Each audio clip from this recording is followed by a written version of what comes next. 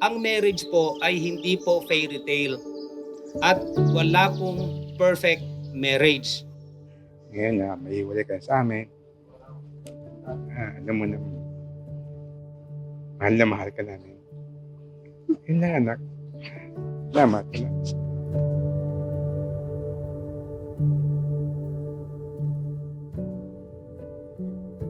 Today is very special day.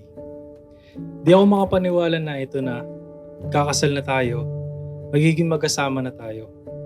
Thank you, love, for staying, lalo na sa mga panahong hirap ako sa personal struggles ko sa life. Thank you for showing me na hindi ako nag-iisa kasi nandyan ka. Palagi mo ako sinusuportahan sa lahat ng bagay.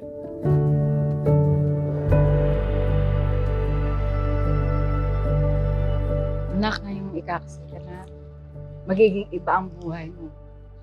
Pero alam ko na pag ang Panginoon ang nasa inyo, walang imposible at maging maayos at maging maganda ang pagsasama. Yun lang, at nagpapasalamat talaga ako sa Panginoon.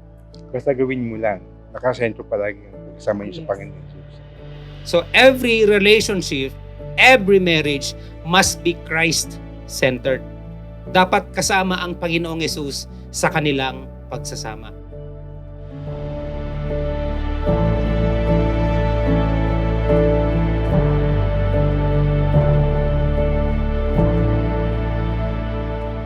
Love, pinapangako ko sa araw na ito, sasamahan kita sa bawat hamon ng buhay at magkasamang harapin ang bawat pagsubok sa tuwaman, lungkot, sa tagumpay o kabiguan.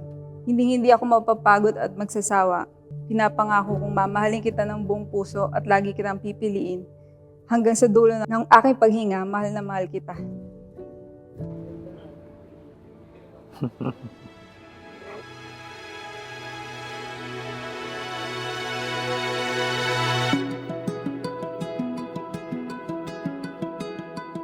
Love, walang araw na hindi mo pinaramdam na sobrang mahal mo ako o kung gaano ako kahalaga sa'yo. Gusto ko malaman mo na na-appreciate ko lahat ng efforts mo. At sa lagi mong tinatanong, yes love, pangarap ko din ikasal sa'yo.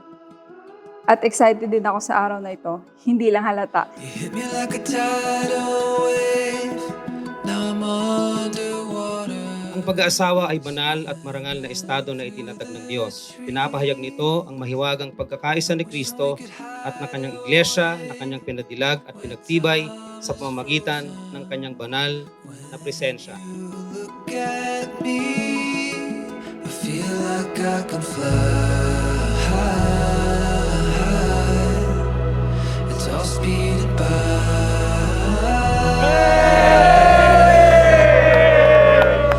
Whirlwind, yeah, but this moment I won't forget.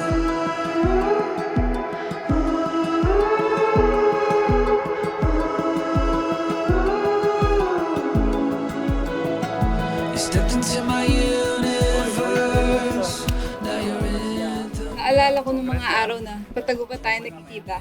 At lagi mo tinatanong kailan kita dadalhin sa amin dahil takot pa akong ipakilala ka kay mama, papa at sa mga kuya ko. Hanggang sa nahuli na lang tayo sa pangatlong taon ng naliligaw. Ngayon, nandito na tayo kinakasal. Ito na yung lagi natin pinagdarasalan. It's all speeding by.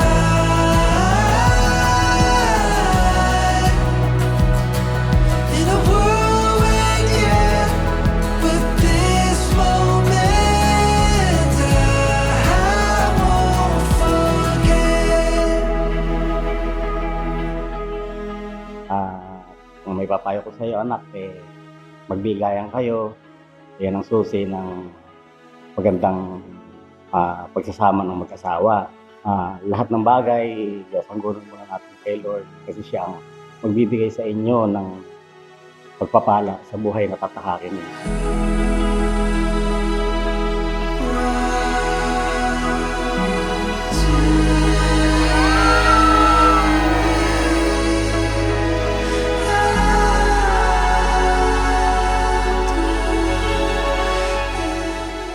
Pangako na mamahalin kita, hindi lang sa magagandang araw kundi pati na rin sa mga pagsubok na darating sa atin. Pangako kong magiging tapat ako sa iyo, makikinig at susuportahan ka sa lahat ng aspeto ng buhay. Hindi kita pababayaan. fly.